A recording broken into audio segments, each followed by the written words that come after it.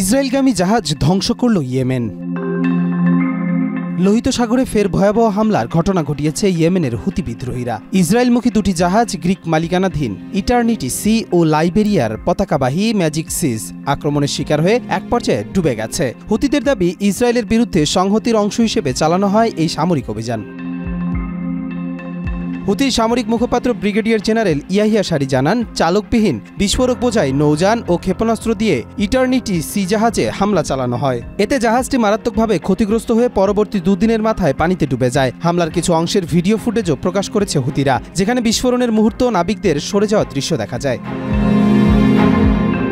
ইতোমধ্যে 4 জন নাবিকের মৃত্যু নিশ্চিত হয়েছে, 15 জন এখনও নিখোঁজ। শেকড় থেকে শিখরে হুতি পক্ষ দাবি করেছে, কয়েকজন নাবিককে উদ্ধার করে চিকিৎসা দিয়ে নিরাপদ স্থানে নিয়ে যাওয়া হয়েছে।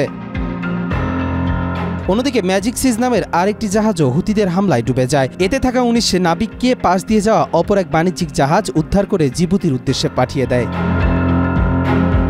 ইসরায়েল বন্দরগামী জাহাজগুলোর উপর নিষেধাজ্ঞা অমান্য করায় এ ধরনের পদক্ষেপ নেওয়া হচ্ছে বলে জানায় ইয়েমেনি বাহিনী। তাদের হুঁশিয়ারি, গাজার উপর অবরোধ প্রত্যাহার না হলে আক্রমণ চলতেই থাকবে। কবির চৌধুরী, মাই টিভি।